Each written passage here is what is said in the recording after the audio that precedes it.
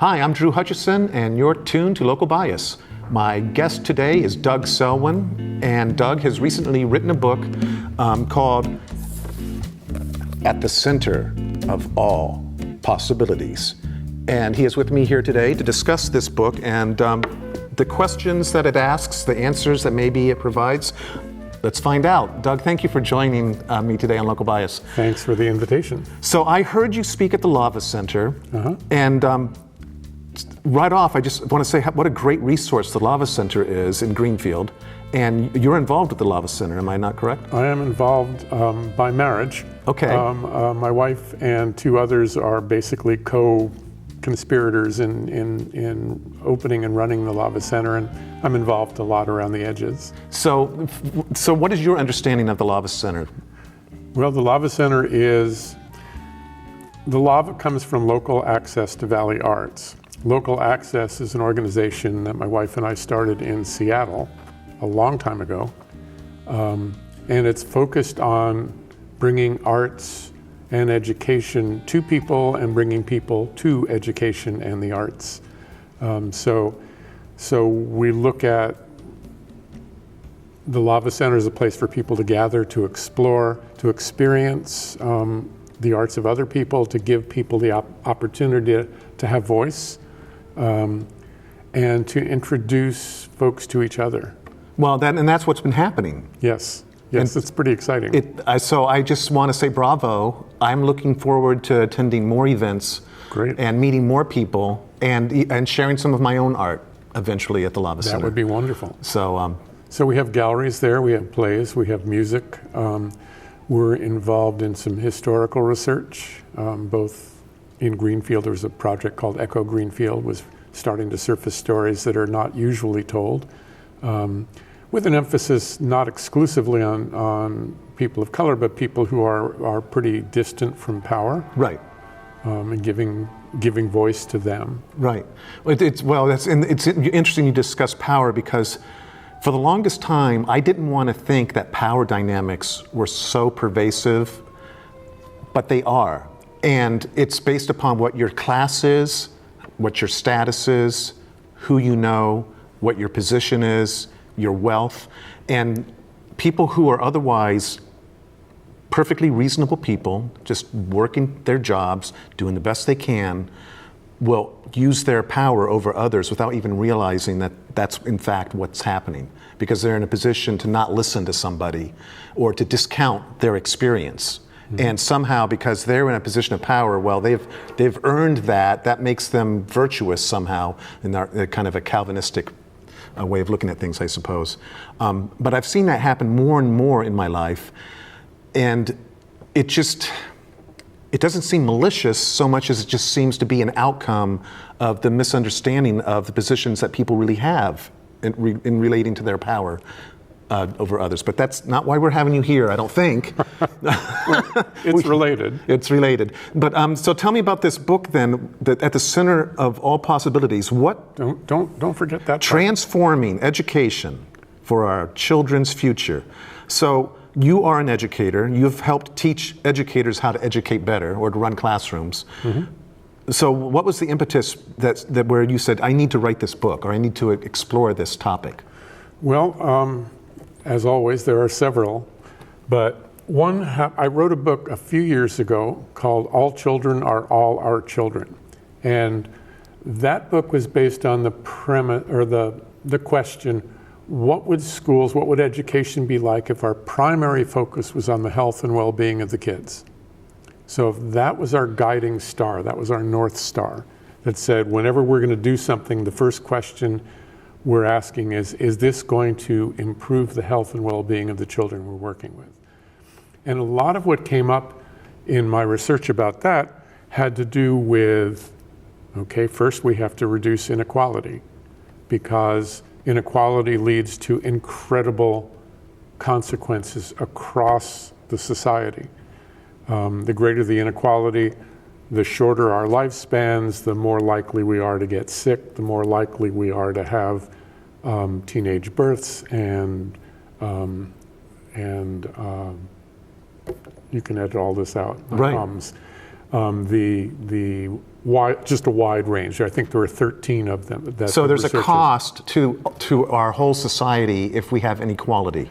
And that cost is for both, most profoundly to those who are on the lower end of the economic spectrum, but it's to everybody because our environments are worse. Right. There's a greater need for society to support a larger number of people. So that's economic and social. We have more people who are imprisoned, and we have worse performance in schools. Anyway, so there's this wide range of consequence. So one thing that came up was inequality. We have to address that. Second thing we had to deal with was stress and trauma. And this is before COVID. Oh boy. But recognizing the cost that stress and trauma have on the health of people, that it actually causes disease, it causes illness. It makes it harder to learn. It makes it harder to learn, it makes it harder to live. Right. Okay, so that we had to have to deal with the environmental such, both the large earth questions, but also the local environment. Whether it's can we drink the water, can we go swimming in our local, all of that we have to do that. And then we have to connect schools more profoundly with the community and not treat them as if they were in a bubble. So I did that research and wrote that book, and that was mine. I mean, I did the writing. And I was part of the group representing community that was involved in the conversations about how to open schools in fall of 2020 after COVID hit. So there was a gathering of teachers and community members and health people and counselors and administrators, a group of 30 some odd, talking together to say, what do we do? Do we open in person? Do we open as a hybrid with some time in school, some time at home? Do we do it fully remotely? What do we consider? And if we're going to do any one of them, what needs to be in place? And we were given very little time to do it, and the state was as unhelpful as they could be. There was no clear deadline, there was no clue. So why have this in the first place? I mean, the idea sounds great, but... Because those decisions had to be made. Okay. One way or another, we had to decide, what are we going to do? And we had to submit plans to the state. This is what we want to do, and this is how we're going to do it. And what became very clear was two things from those conversations. One is having that range of people there was great, because some people were coming up with things I would not have thought of, or things I thought of, but they were thinking differently. And all of that fed into making decision, which was wonderful. And the second piece is that all of that stuff I'd found out about what makes kids healthy and stuff, we had no time to consider. It was not considered because we had to come up with how are we going to open schools, not how are we going to reduce inequality, not how are we going to reduce stress and trauma, sort of with this. I guess the third thing that came up was that there's nothing more interconnected to the larger society than school, because every decision you make related to education and how we do it connects to and affects everything that goes on in town, from how do you deal with kids with no internet if you're going to do remote, to how are parents going to, or families going to deal with things if they have to work, to, I mean, it just, every decision we made, then we had to think about this and this and this and this. So connecting schools to community seemed crucial. And we weren't considering a lot of what seemed crucial to me. And I thought, I get that because there's a crisis. We had to, but there's always a crisis, or there's always enough crisis that we never actually get to the fundamental stuff of what should education be? What do our kids really need to know? Both in terms of information, in terms of how to process and deal with the world, in terms of think critically, all that. And how do we help them to be ready for a world that they can't predict? I mean, I got my teaching certification in 1981. And I think about what the world looked like then and how much of that was useful to me now. Well, there's some things that were, but a lot that wasn't. And that we're teaching a lot of what isn't useful now. Well, teachers go through a tremendous amount of professional development. I mean, every year they have programs where they're learning whatever the latest practices are. There are many professional development courses. I wouldn't say that they really get professional development. A lot of them are, there's training. which is follow the rules. But more importantly, you get 1 or 2 sessions. Right. And then you go off and are expected to put it into practice. And that's not the way we learn. Okay. That's not, you have to be introduced, certainly. You have to feel a need for it when you be introduced, but then you have to try things out and come back and process. And so have you found out how children learn? Is there a best way that they learn, or do they all learn differently? Well, the fact that they all learn differently is part of the answer to the best way. Okay. Is not to expect everybody to do things exactly the same way and on the same schedule and then be assessed in the same manner. But that's what we're doing, isn't it? I mean, we have testing metrics that by this grade, you have to pass this test, and this test has these questions, and based upon how you answer those questions, it's determinative of how you're doing. Well, and it's about as wrong as it can be, which is part of why I'm writing this. Okay. Is to say, first, I have so many things going on at once. I am in the middle of writing an article on linking misdirection and education. Okay. Okay, misdirection the way a magician does it. Sure. Right, which is a way of curating attention, focusing attention. Look over there. Now, meanwhile. No. Or don't look over there. It's, you look where I want you to look. Yes, okay. Which is really different. I mean, if I tell you to look over here and I'm doing something over there, you simply know it's a trick, and of course you did something but misdirection has you focused your attention in a way that says, I'm going to catch you. And then when you don't, it becomes a miracle.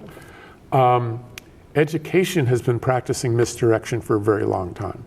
The most fundamental aspect of misdirection is to say that this is for the kids, but it's not. Okay. The purpose of education is to serve the state. Yes. Okay, which means we're going to focus on how to bring the kids to the state rather than to focus on what do our children need and how do we get it to them. What I need as a learner is different than what you need as a learner. Yes. And so the ideal education is set up for me in a way that helps you to get what you need and me to get what I need. Now, there's some core information that we might agree, we want to make sure that everyone needs to know, or. But that core information can be delivered and offered in a variety of ways through a lot of experience, and a lot of the focus being on helping students to learn what in the ways that most serve them. So it's oriented. For a little while in the 60s, there was some child-centered education that was a move in that direction, saying let's recognize that we want to focus on who the kids are and how can we best. Well, we started having gifted kids, or. Well, it wasn't gifted, because that's a whole other. I mean, we could talk for weeks, but it was more recognizing that you can't teach everybody in the same way, if you want everybody to succeed. And so there was a focus on connecting students to the world, on saying what you learn here, you're learning so that you can take action out there. And that education is there to serve you rather than for you to be served to the system, right? So it's a very different orientation, which scared the pants off of the administration. So in 1975, there was something called the Trilateral Commission. Yes, I don't know if you remember that. I do. So one of the people who was representing the United States, it was the United States and Japan and Europe. One of the people representing there, Samuel Hutchison, no relation, was horrified by this. And he was concerned by what he called an excess of democracy. Oh yeah, I can't have that. Can't have that. So he said that the way a democracy functions really is you have to have a lot of people who are disengaged enough that the people who are decision makers can actually make decisions. Truman didn't have to worry about all these other groups wanting in. He had a couple of people advise him and he could make decisions. And it made us look bad on the world stage because there were all these people in the street. And of course, in the 70s, there was still Vietnam, and there were women's movement and civil rights action still, and LGBTQ were starting to. So it was messy. And so there was a real pushback and said, we can't have this child-centered stuff. Schools are failing because they're actually Coddling including the kids. no, not coddling, including. Oh, okay. Rather than excluding and saying you Right. should stay passive. Right. And so that sort of led to a cutback and a return to back to basics. And Reagan and A Nation at Risk, which blames schools for many of the problems in the world, and eventually led to No Child Left Behind. And the only way we know if you're educated is if you do this test. Right. And this test is based on racist ideology that came out of the early 1900s. And it was designed to show that white Northern Europeans were the smartest, most intelligent people, and there was such a thing as intelligence that you could measure, and it looked like this. Right. Which was all a lie, but it sort of reestablished we're in charge. But we've had the No Child Left Behind now for a number of years, and it's failed miserably. it has failed miserably. I mean, demonstrably it has failed. And Massachusetts' response to that was to raise the test score, cut scores, to make it even harder to pass their tests. And that is the conversation that we started to have the other day when you were speaking at the Lava Center. Because I don't understand. How is it that the people in charge of our education fail to recognize the failure of No Child Left Behind, to the extent that they're doubling down on it? I don't understand, because I just don't explain it to me. Well, the short answer is that they are most concerned with the people in power, the people who appointed them, making money for corporations, and serving the hierarchy. When we think about education, their goal is not to educate everyone. So they really buy that. I mean, that It's just seems so criminal. I'm sorry. Well, I'm sorry too. It's true, though. The Pioneer Institute and sort of the friends of the people who are, you know, in business that really runs the show here in the state. This is what they want. It makes a lot of money. Pearson is Right. one example of a company that makes huge amounts of money, and it's about control, right? The role of education, in my view, not everybody shares it, of course. It's caught between the ideals of democracy, and it does, you know, I was involved in education for 5 decades. I still believe in it. So even though I am critical of it, Right. I'm critical because I care. Right. But the role of education is caught between the ideals of democracy and the demands of corporate capitalism. And it's trying to serve 2 masters, and it can't. So you get caught in the middle of that.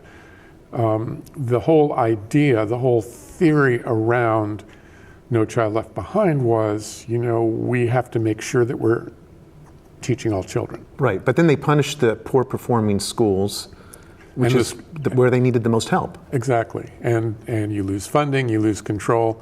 So the people who don't know your kids, who don't know the situation, have less and less control, and the people in the state or the feds have more and more control. At the same time,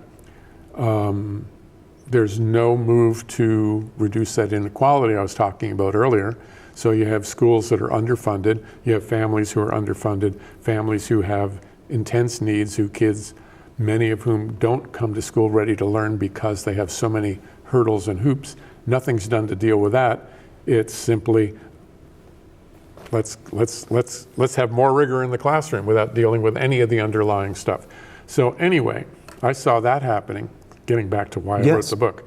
So what I did with this book was I said, okay, so what do our kids really need? If we're going to focus on the kids and what they need, what is that? And it's not one thing, it's a lot of things. It's reducing inequality. It's recognizing the performance in school is not an indication of intelligence, it's an indication of a lot of stuff. We have to think about what curriculum are we using, what text or not text, and what are we helping children to learn? What do we want them to learn so that they're ready to meet their future? Who should be teaching them? What kind of education rather than training do those in educator roles need? How do we assess? Assessment's crucial. but how do we assess in ways that actually support children to learn and educators to teach effectively? What models other than large school buildings filled with children and 30 kids in a classroom would serve? What do we need to do, and then how do we need to do that? And so what I did was I put a call out to a number of educators and activists around the country, and actually outside of the country a little bit, and said, respond to that question. And so we got 21 or 22 of them to either write short chapters, or I interviewed them. Is there a consensus that they reached? I'd say the consensus is there's no one right answer, there's no button to push. Okay. That there are a lot of things we need to think about, a lot of things we need to consider, that different learners may need different things, that there is no one value that represents intelligence for everybody. Let me give you a very simple example. You are stuck on one of those back roads in Massachusetts or Vermont. It is dark, it's cold, your car is stuck, it's not moving. Who do you want to come along? Me, who had good test scores but has no idea which end of a screwdriver to use, or somebody who didn't do well on tests, may not have graduated, but can take an engine apart and put it together. Right? So the idea that there is one measure that says this is what intelligence looks like, I would say they all agree with that.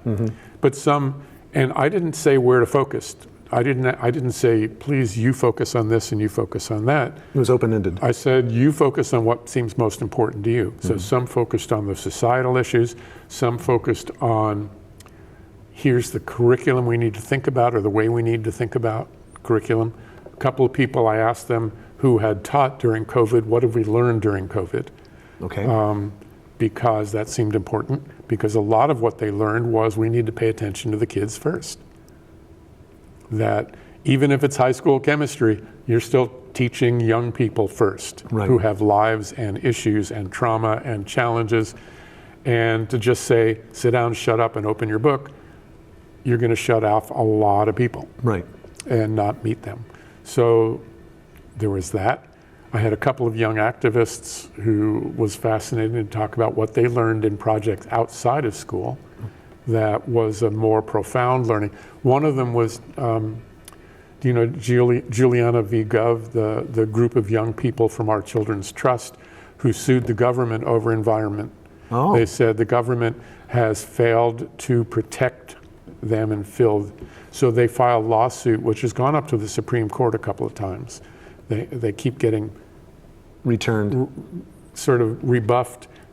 But the children, there are 21 of them as plaintiffs, have done this amazing work with lawyers, working with lawyers and others, to file these lawsuits and push it all the way to where it's put. Well, that's education. Yes. The number of things they had to learn in order to be part of that. So speaking with one of them was just fascinating.